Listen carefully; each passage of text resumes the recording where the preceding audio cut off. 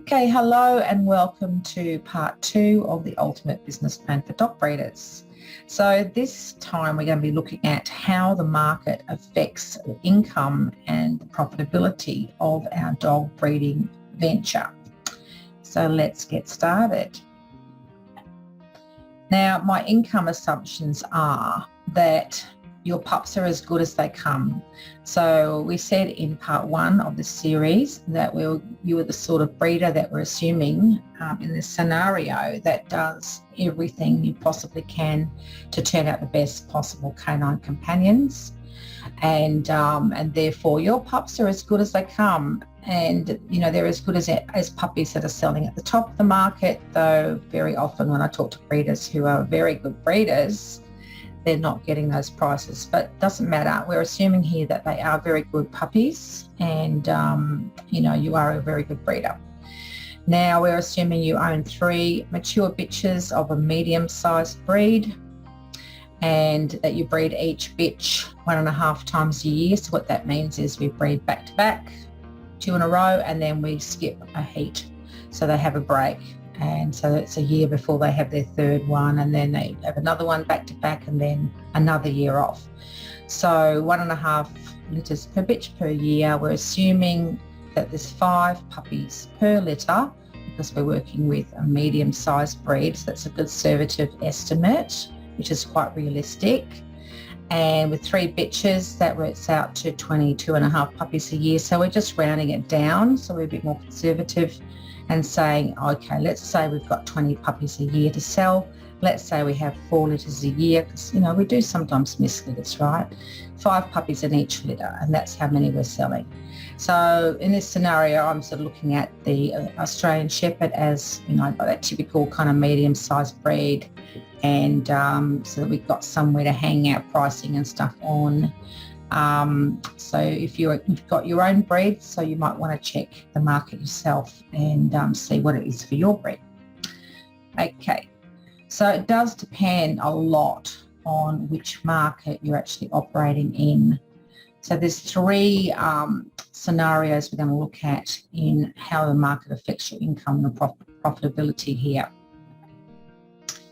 And there definitely are 3 markets out there. So there's the bottom market, and there's the middle market, and then there's the top of the market, okay?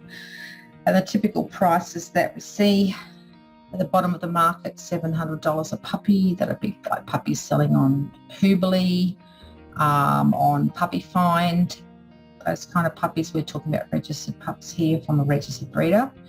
And we're also in the middle of the market. We're looking at around $2,000. So here it would be like breeders selling on AKC Marketplace, for example, typically get about $2,000 a pup. And at the top of the market, there are puppies selling for $3,500 or thereabouts on marketplaces such as some of the Good Dog listings on PuppySpot.com, have fairly high priced puppies there as well. So these markets are out there, and the pups might be pretty much the same quality, but they get different prices depending on what market that they're being sold in. So let's look at the bottom market first. So you can see this is actually a real listing, and I think I got this one from Hoobly. So there's someone there selling puppies for $700, purebred puppies. Now, the typical bottom market breeder, they don't do any real marketing. They are basically usually living in a low socio-economic region, and they feel that they can only sell to their local area. So they might be, for example, using word of mouth through their local community, or putting a notice up in the local shops and that kind of thing, or advertising on Hoobly, for example. And they can't imagine that they would ever sell puppies for a higher price than the people they know, their neighbours and their friends and their relatives could actually afford to pay. And if they're living in a low socio-economic area, then they tend to imagine that, that is the bottom of the market that they should be aiming at.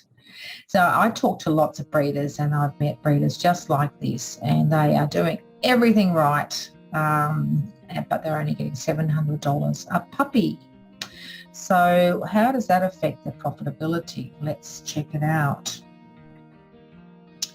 So we're assuming that if they're selling 20 puppies, see the top line there, at $700, that their income is $14,000 a year, right? So that's over here in the income from puppy sales, gross profit. And then if I move myself up there, you have a look at stud fees. So I'm assuming they're only paying $700 for stud fees as well, just to try to make it as conservative as I can, as rosy as I can. The food, insurance and marketing, registrations, routine vet, etc., all the same. So would I buy a new dog to keep going? So their costs are pretty close to their actual income, isn't it? So have a look at that. The profit is only $360 in this scenario. So really they don't make any profit at all. They're only just making enough to pay for the costs. They're not paying themselves a cent really for all the work they're putting in, for all the time they're spending cleaning and looking after puppies and finding owners and, all that sort of stuff. So they're definitely not a profitable venture. So now let's look at the middle market.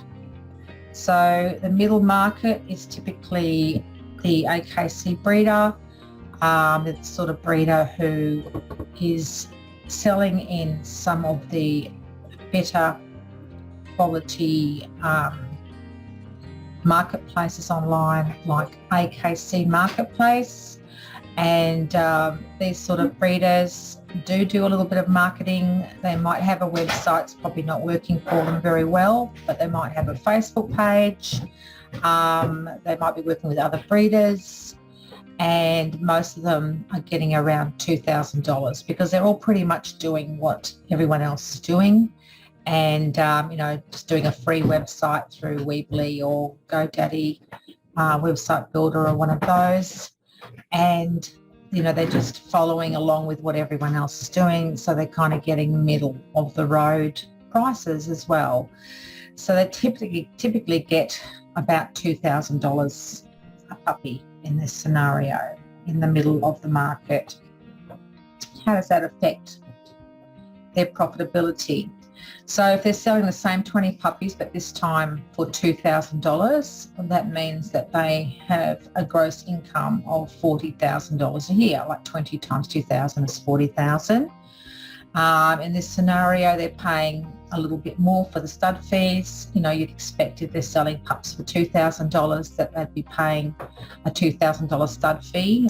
Stud fees are normally equated to the value of the pick of the litter or the actual pick of the litter. So you'd expect stud fees to be around about the same value as what the breeder's actually getting per puppy. So that's why I've set it at $2,000 in this scenario. Of course, the food, insurance, marketing, registrations, and routine veterinary stay the same. And, the cost of the replacement dog is $2,000 in this scenario when they buy that young bitch to come in. So in this scenario, the breeders made $40,000 and their costs have been $22,150, which means they have actually made a profit. They made a profit of $17,850, and that's about a half of a wage for a man. For the average man in the USA, that's half of a wage without tips and things like that, according to the statistics from the United States. So it's not bad. It might be enough to cover, trooping around to shows and, maybe spending a bit more on the dogs, maybe investing in better lines and things like that. But it's still quite an expensive hobby when it boils down to it. And with really just being paid a little bit for the work you're putting into it, which is fair enough.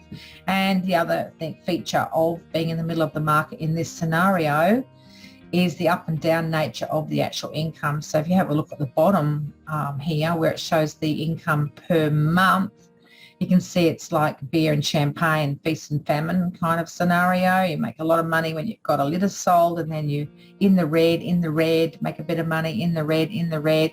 It does make life a little bit difficult as far as your cash flow is concerned, operating in this way, which is probably the most common way that breeders operate in the States.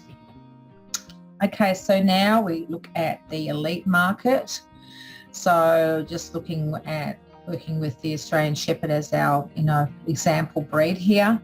I've gone on to Puppy Spot, and they've got an Australian Shepherd there for nearly $4,000. So I'm assuming $3,500. $3,500 is a value in the US that I can get any breeder to in my program. They all manage to get to $3,500 a puppy quite quickly if they get through and do the work and follow the program.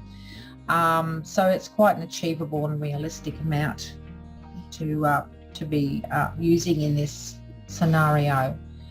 So you can see if you sell 20 puppies again for $3,500 this time, then that means that you have $70,000 a year from puppy sales. But if we're following the Elite Breeder formula model, we're also taking waiting list deposits.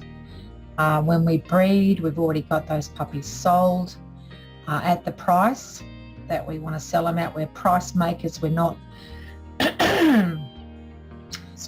we're price makers. In this scenario, we're not price takers. So we want to make sure we're not selling on the fly.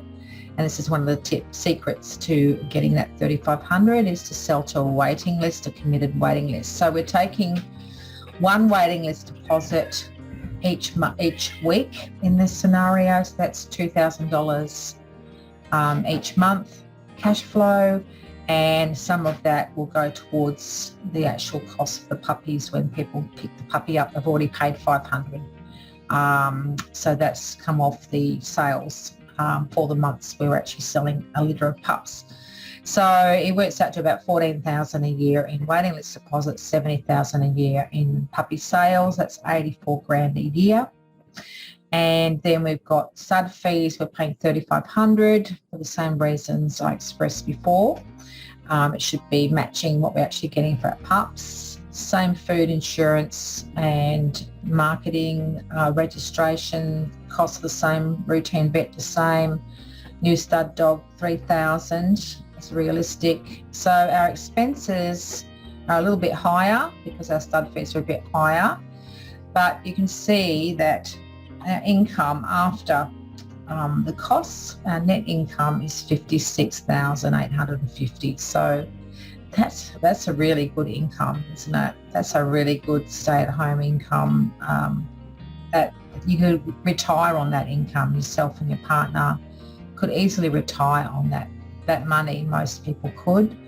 For a wife with kids that she wants to send through university or college, that sort of money would make such a big difference to the family finances and the future of your kids. This is real. This is a real income. This is an authentic income, an authentic profitable business.